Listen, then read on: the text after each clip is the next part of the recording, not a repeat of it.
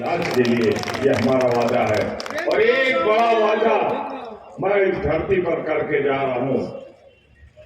जिस दिन हमारी सरकार बनेगी 24 घंटे के अंदर किसानों का सारा कर्जा अब ये सवाल पूछते हैं कि कैसे करोगे। हम वैसे करेंगे जैसे 2009 में मसरदार मनमोहन सिंह ने किया था 78,000 करोड़। ये कहते हैं कि कैसे 25 रुपए में धान गेहूं हमारा खरीदोगे, गन्ना 400 में कैसे खरीदोगे। वैसे रोंद रहा था, हत्या कर रहा था, सैकड़ों खाए। मत भूलना उसको।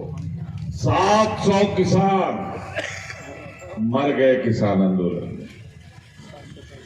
और एक चीज बताऊं आपको, बधाई दे दूं, बहुत डरे हुई है भाजपा आप सबसे। निर्वाचन आयोग में भी गया था प्रतिनिधि बनकर, वहां भाजपा ने क्या राय दी है मालूम है आपको कि चुनाव पश्चिम से न कराया जाए। काहे न कराया जाए? क्योंकि यहाँ अभी भाजपा के कार्यकर्ता हिम्मत नहीं जुटा पा रहे हैं गांव में घुसने के लिए, और यहाँ का माहौल ठीक नहीं है। यहाँ का माहौल ये हो गया है कि मंदिर की घंटियां भी अब मजबूती से बज रही हैं और मस्जिदों के अजान ने भी ठान लिया है कि हिंदुस्तान बचाना है और भाजपा को हराना है।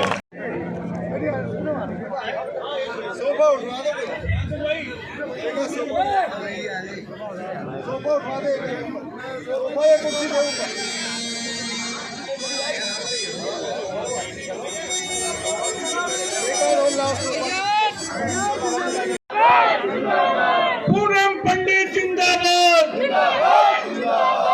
धन्यवाद। अमित गुप्ता जी आपको अपनी बात बताएंगे।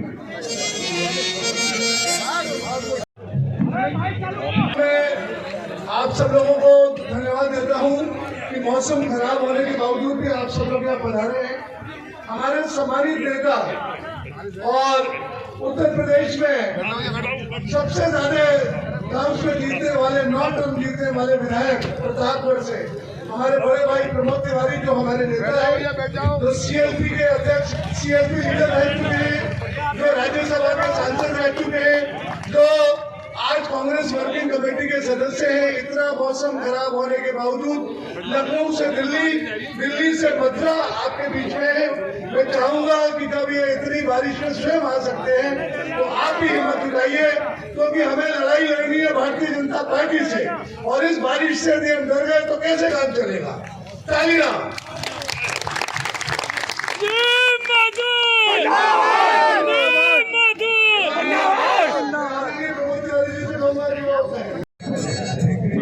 धन्यवाद। प्रोग्राम कर रहे हैं। अभी आपको दोबारा से मैं 9 चुनाव जीता हूँ, ये सही बात है, मैं राज्यसभा का सदस्य रहा हूँ। लेकिन ये भी सही है कि कांग्रेस की तरफ से अगर पूरे प्रदेश में सबसे ज्यादा दौरे होते हैं तो मैं जाता हूँ और लोगों से बातचीत करता हूँ।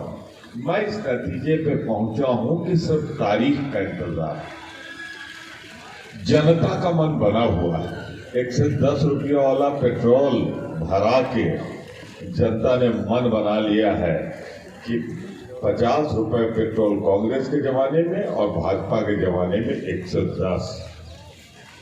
सरसों का तेल 200, डीजल जो किसानों का था वो 100 पार। मत भूलना जब वोट देने जाना, कोरोना में तड़प तड़प के हमारे नातेदार, रिश्तेदार, परिवार के लोग परिचित मिले हैं। इस सरकार के पास न सिलेंडर था न दवाई थी, और जो मरे हैं अगर उसकी जिम्मेदारी किसी की है तो भारतीय जनता। क्या जरूरत थी मोदी जी को? सारे दुनिया के संगठन कह रहे थे कि आप हवाई जहाजों का भ्रमण रोक दीजिए, पर मोदी जी को अपने आका, अपने मालिक ट्रंप को खुश करना था। तो जैसे यहाँ कार्यकर्ता नारे लगाते हैं ना कि हमारा विधायक कैसा हो, तो मोदी जी क्या नारा लगा रहे थे? कहां प्रधानमंत्री जवाहरलाल नेहरू, इंदिरा गांधी, राजीव गांधी और मैं तो कहता हूं अटल बिहारी वाजपेयी भी, उन्होंने कभी अमेरिका के सामने सर नहीं झुकाया। और हमारा प्रधानमंत्री सर झुका के कह रहा है अगली सरकार ट्रंप सरकार। लेकिन एक चीज बता दूं आपको, ये जहां जहां जाते हैं वहां पर सरकार चली जाती है। नेपाल गए, सरकार बदल गई। अमेरिका गए, ट्रंप साहब गाली दे रहे कि अब मिले मोदी, मुझे ढूंढ रहे हैं। ये गए इजराइल, जो इनका दोस्त था, वहां क्या हुआ? तो अब तो लोगों ने इनको बुलाने बंद कर दिया। तो अब उत्तर प्रदेश जितना ही आएंगे उतना ही भाजपा की सीट कम होती जाएगी, क्योंकि इनको देखते ही 110 रुपये वाला पेट्रोल, 200 रुपया के पार वाला तेल, और याद आता है तड़पता हुआ किसान लेके अपना फसल घूमता रहा, उसके मनमाफिक दाम उसको नहीं मिला। और फिर मैं एक चीज आपसे कहूंगा बहुत ही विनम्रता पूर्वक कि याद रखिएगा, दीवार पर लिखी हुई इबारत तय है। बाके बिहारी के सामने कह रहा हूं, भाजपा का जाना तय है और प्रियंका गांधी के नेतृत्व में कांग्रेस का आना।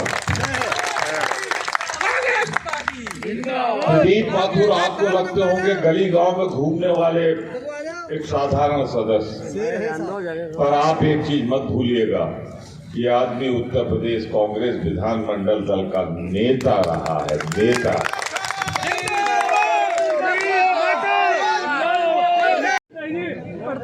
हमारे पूर्व प्रदेश सचिव महेश रावत जी भी मंच पर आए। पूरा देश खतरे में है।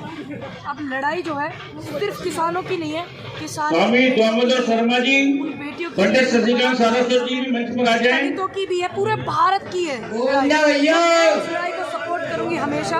और किसान वो है जिसने, अन्नदाता ने हमारे देश को खिलाया, हम इसके कर्जबंद हैं। ये बात अलग है, ये बात पार्टी के लोग नहीं समझते। हमारे महामंत्री चौधरी श्याम सिंह जी और लड़ते रहेंगे। मथुरा में एक बड़ा मुद्दा उछल रहा है, किसी के जन्मस्थल मिल रहा है और वहाँ पर लगातार मंदिर बनवाने की बात चल रही है और भाजपा उस मुद्दे को छाल रही है। कांग्रेस पर आपका क्या मत है उस बारे में? देखिए, मैं ये बोलूँगी, जो कोर्ट का आदेश है, जब अयोध्या में मंदिर बना था तो कोर्ट का आदेश सभी धर्मों के लोगों ने माना था।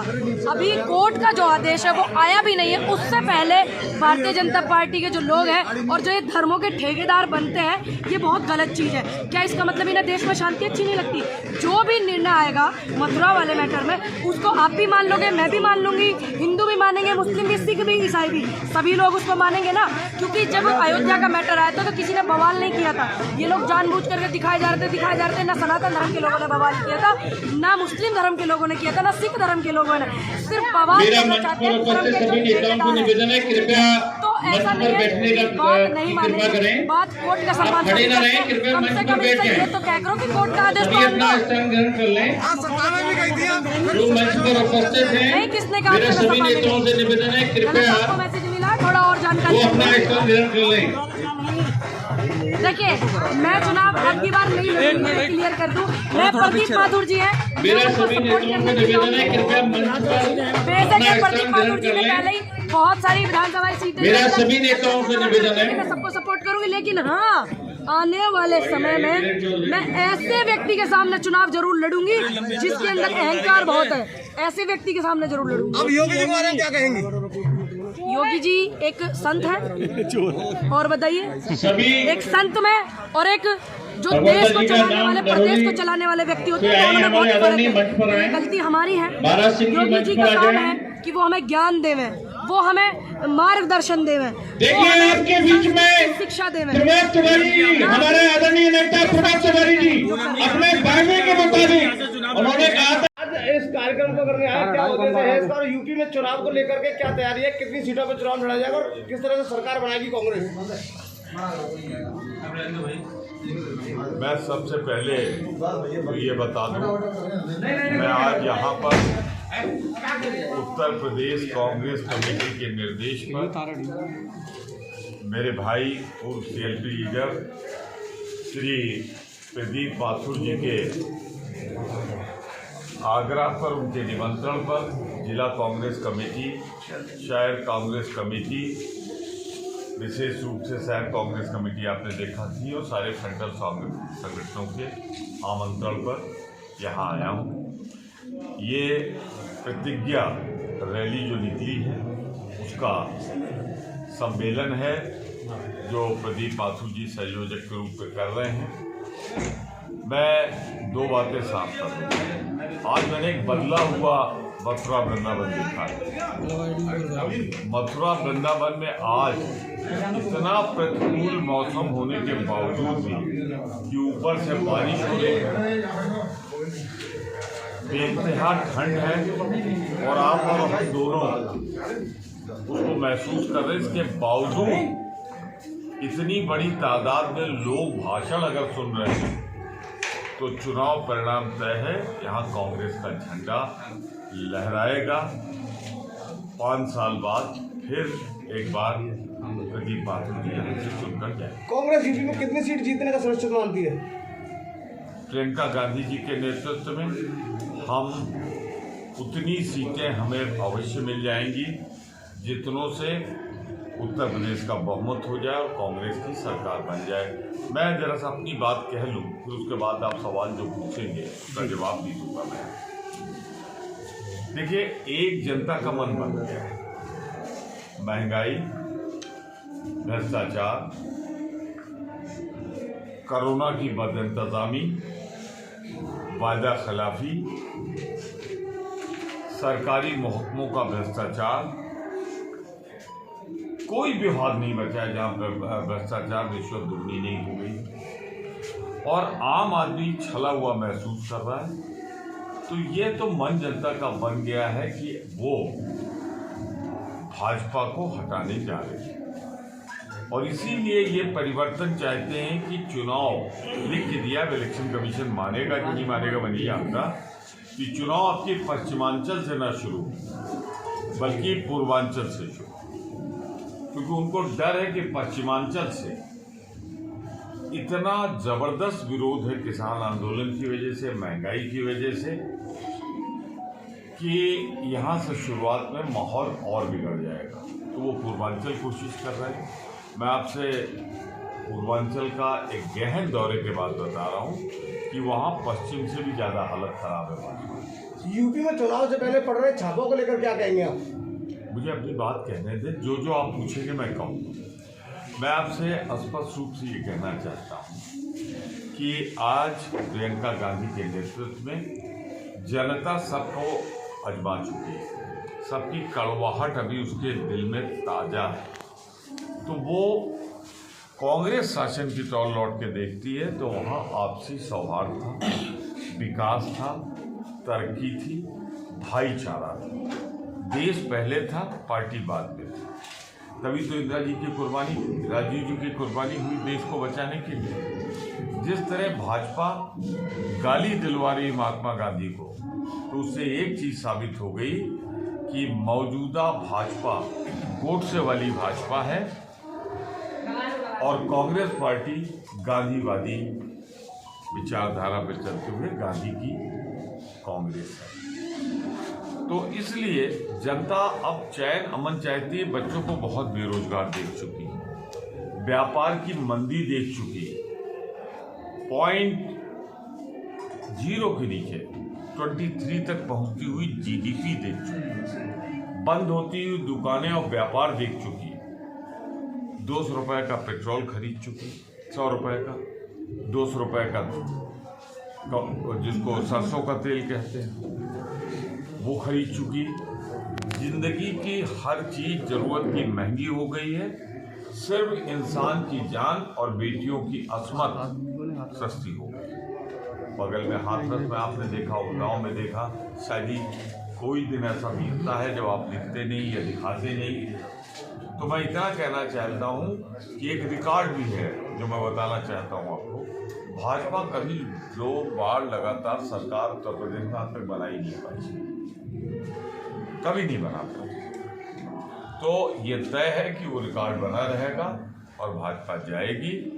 और जो और कड़वाहट भरी यादें हैं दूसरे पार्टियों की, कांग्रेस के नेतृत्व में, प्रियंका गांधी के नेतृत्व में कांग्रेस की सरकार आएगी, ऐसी हमारी आशा है। ये लड़ाई सिर्फ चुनाव की लड़ाई नहीं, बल्कि देश की आज़ादी को बचाने के लिए दूसरी लड़ाई, क्योंकि सारी स्वायत्त संस्थाएं, सारी ऑटोनॉमस बॉडी, सारी एजेंसीज का राजनीतिकीकरण। अब आप योगी सरकार चुनाव से पहले लगातार छापे बढ़वा रही है, उसको लेकर क्या कहेंगे?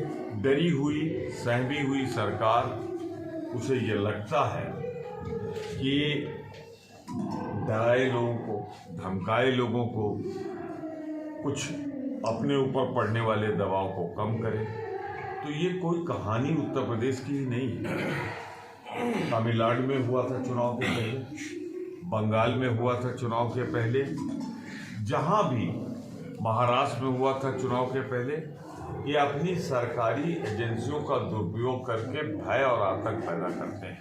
अभी बंगाल में जो हुआ आपने देखा, जो हुआ महाराष्ट्र में आपने देखा, जो बिहार में हुआ वो बहुमत वाली सरकार नहीं, जोड़ तोड़ के बनी हुई सरकार है। तो ये ईडी के छापे या सारे छापे, इनकम टैक्स के छापे या जिस एजेंसी का छापा हो, वो अगर कहीं गलती हो तो ज़रूर छापा पड़ना, जरूर पुलिस की कार्रवाई होनी चाहिए। पर जरा टाइमिंग का तो ध्यान रखें कि चुनाव होने वाला है, 5 साल आपने कुछ नहीं किया, और 5 साल के जब चुनाव की घोषणा करीब है तब आप करते हैं तो आपकी नीयत पर सवाल उठता है। तिवारी जी, लगातार जो है ये चर्चा चल रही है कि योगी जी मथुरा से चुनाव लड़ेंगे, तो और लगातार विधायक तमाम लोगों के सपने में भगवान श्री कृष्ण आ रहे हैं इस बात को लेकर, तो आपका भी कुछ सपना हो तो बता दीजिए। मेरा सपना है उत्तर प्रदेश को एक विकास की ओर समर्पित वातावरण बने। मेरा सपना है मंदिर की घंटियाँ और मस्जिदों की अजान की आवाज़ ठीक हो। कांग्रेस का सपना है कि किसान का कर्जा माफ हो। कांग्रेस का सपना है कि बेटियों की पढ़ाई हो। कांग्रेस का सपना है कि व्यापार जो लघु और मध्यम उद्योग बर्बाद कर दिया गया उसे फिर से वापस लाया जाए। और हम उन लोगों में जो सपने देखते नहीं, जो सपने देखते हैं उनको पूरा करते हैं। हमारा इतिहास साक्षी है कि जो हमने कहा वो किया, हम करेंगे वही। ये हमारा सपना है। जहाँ तक यहाँ से चुनाव लड़ने का सवाल है, मुझे नहीं लगता कि मोदी जी को, योगी जी को खतरा मोल लेंगे, क्योंकि जिस तरह आए थे और जिस तरह कोल्ड रिस्पांस, जिसको कहूँगा मैं ठंडा, उनके साथ व्यवहार हुआ है, तो उसके बाद मथुरा से तो नहीं लड़ेंगे। और लड़ेंगे तो कोई सुरक्षित सीट उनके लड़ेंगे, मथुरा सुरक्षित सीट। अभी आपने मंदिर और मस्जिद की बात कही है। मथुरा में भी मंदिर और मस्जिद का लगातार विवाद चल रहा है और तमाम हाईलाइटेड हो रहे हैं। और कुछ दिन पहले आपके विधायक जी भी हालांकि इस बात का डिनाई कर चुके हैं कि मंदिर के बारे में उन्होंने ऐसा नहीं बोला। क्या मंदिर जहाँ विवादित स्थल है वहाँ मंदिर बनना चाहिए, नहीं बनना चाहिए? आपके मुँह से सुनना चाहते हैं। नहीं तो हमारे मुँह से सुन लीजिए। क्या कारण है कि 4.25 साल तक मथुरा की याद नहीं आई, मंदिर मस्जिद नहीं याद आई। जब चुनाव में आपका सुपड़ा साफ हो रहा हो तो शांत पड़े मथुरा में आप उस झील में पत्थर फेंक रहे। तो मथुरा की जनता बहुत अच्छी तरह, उत्तर प्रदेश की जनता जानती है कि यहाँ या कहीं वो सिर्फ चुनावी नारा, चुनाव के टाइम उठाया गया मुद्दा है जिस पर कोई प्रतिक्रिया नहीं। ठीक है।